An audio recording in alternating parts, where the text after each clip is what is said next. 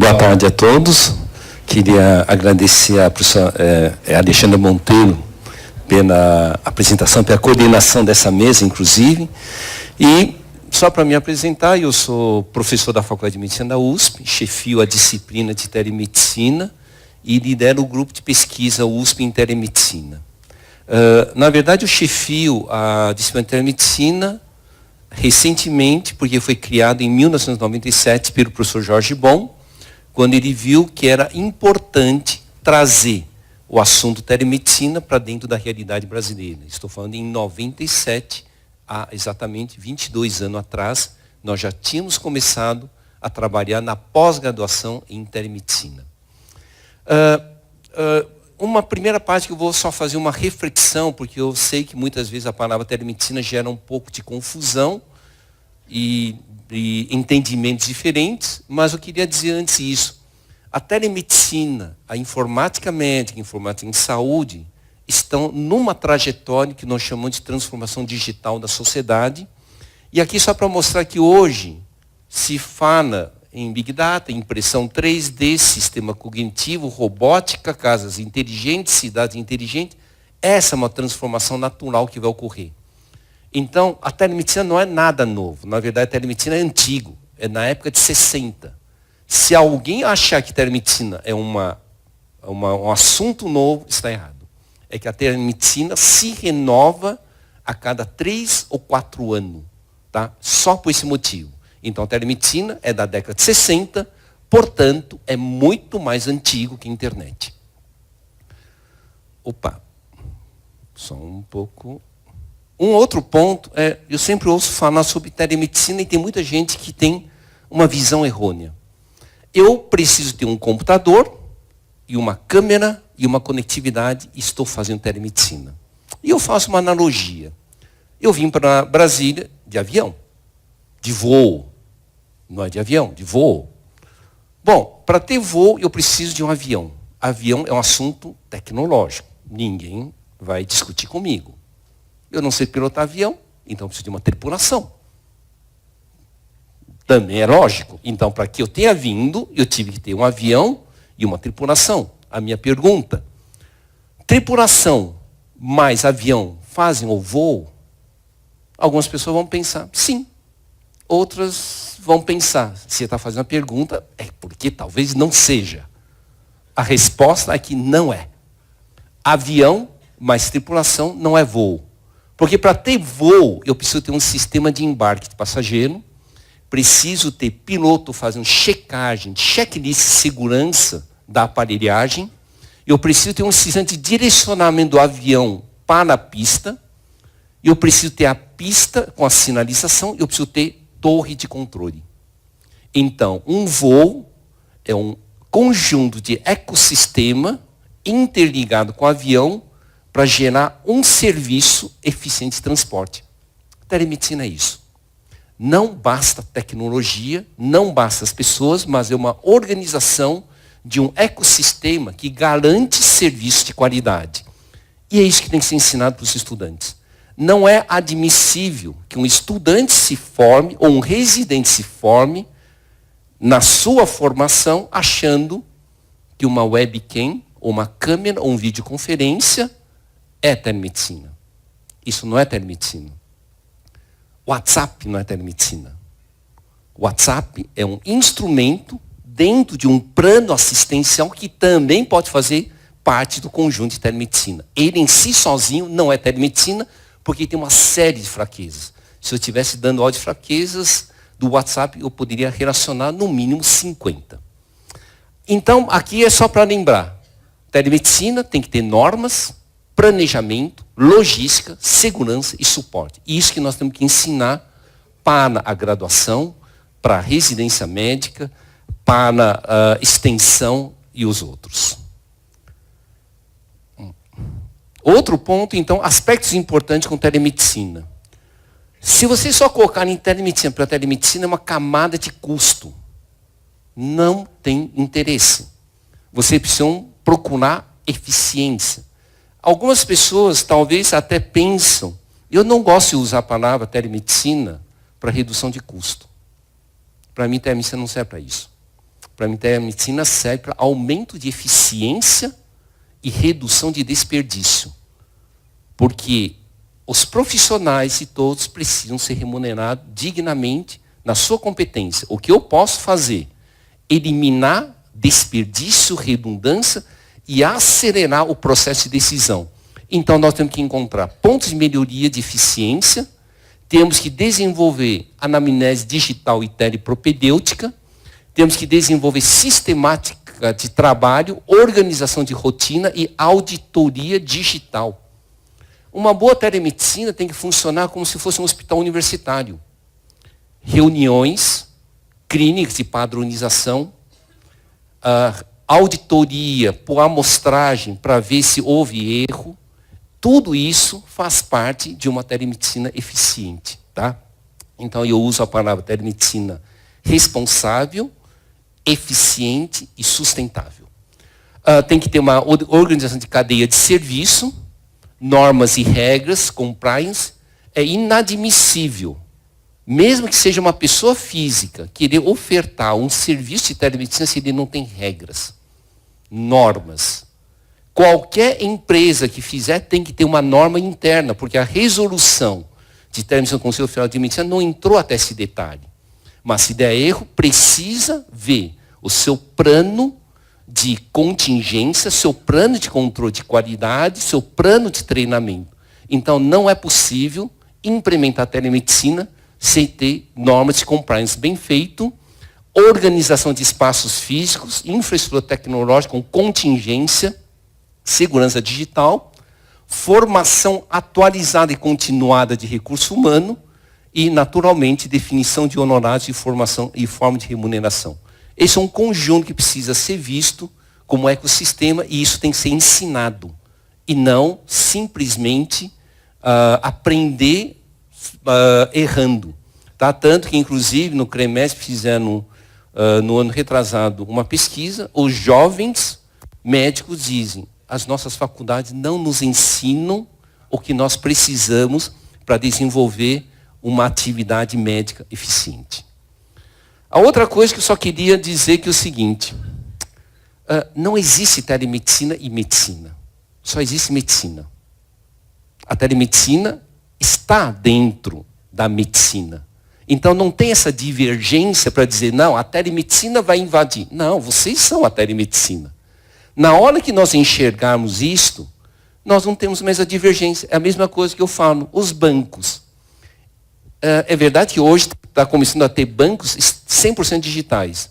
Mas a maioria dos bancos são bancos completos.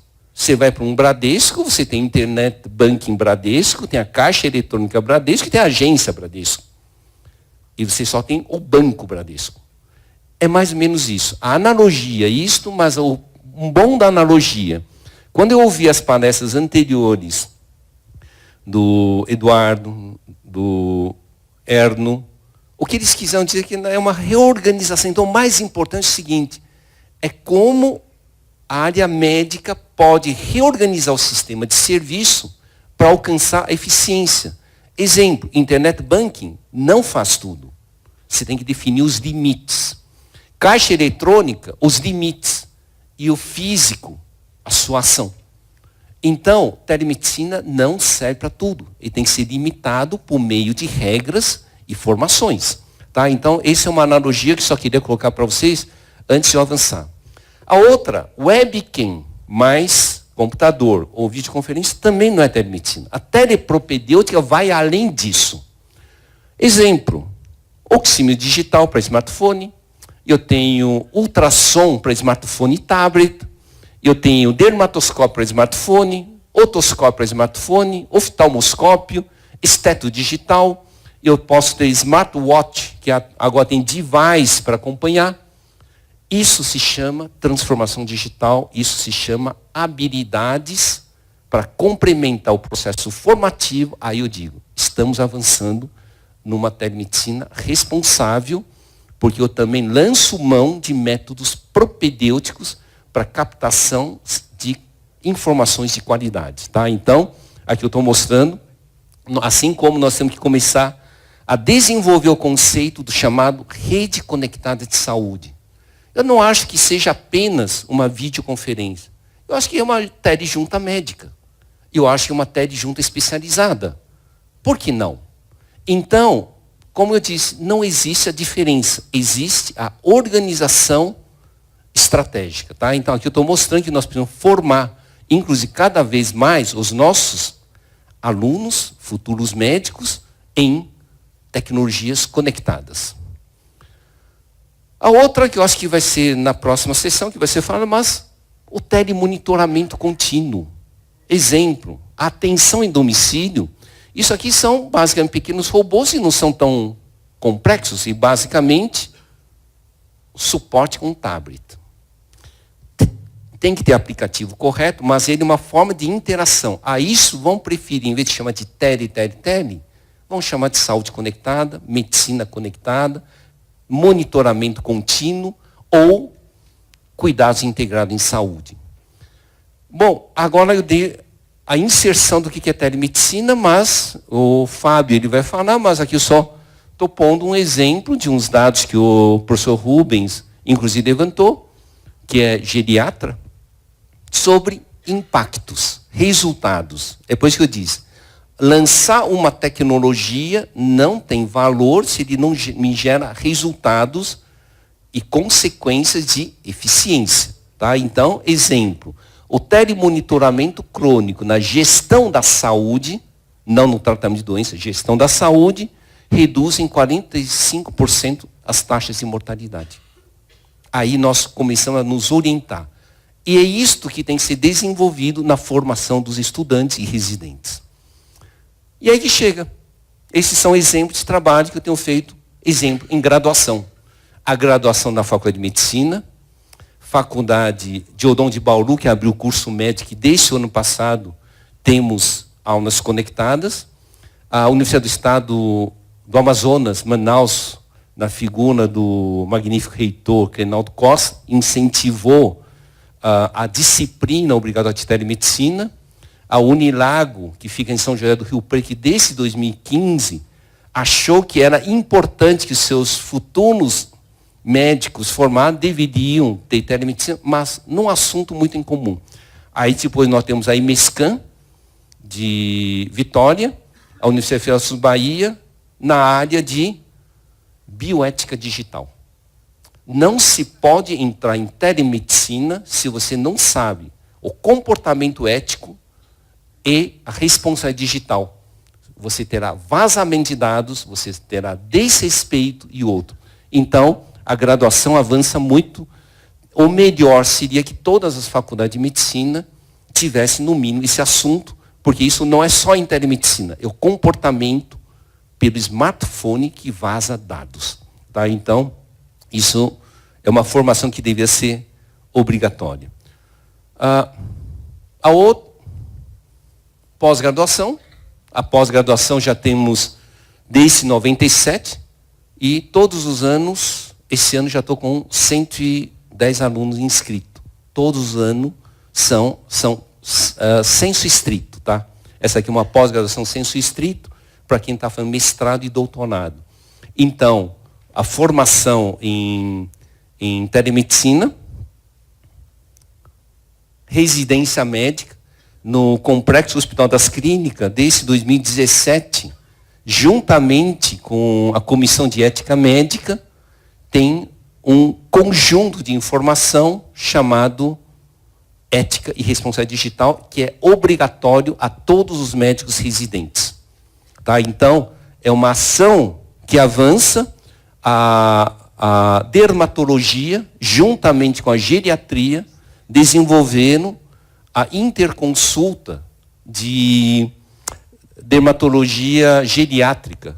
Tanto que aqui tem as fichas de avaliação para quê?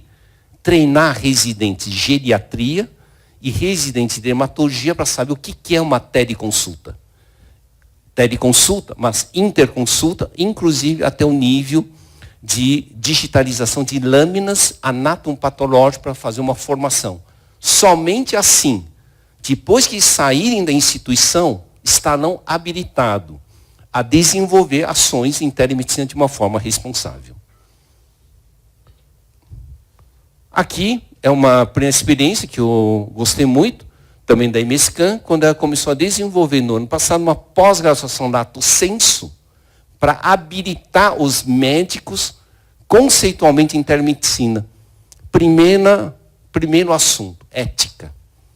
Nunca se pode entrar com o uso de tecnologia se você não ensinar a ética e a responsabilidade, para depois começar a desenvolver as outras habilidades.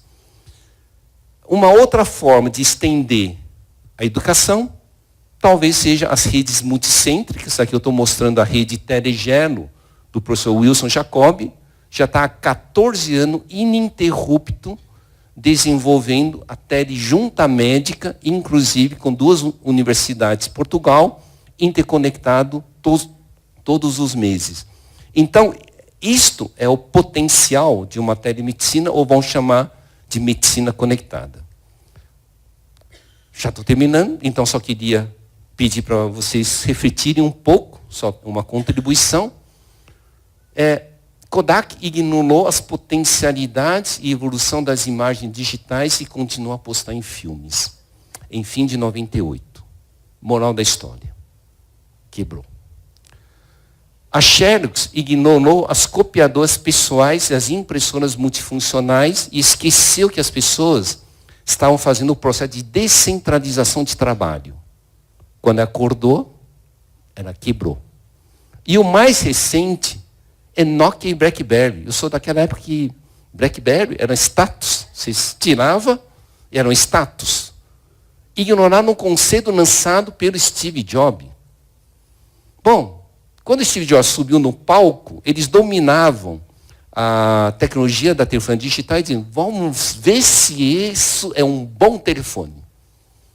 E só esqueceram de 2 coisas. Que quem subiu era Steve Jobs. E que Steve Jobs não subiu para lançar um telefone.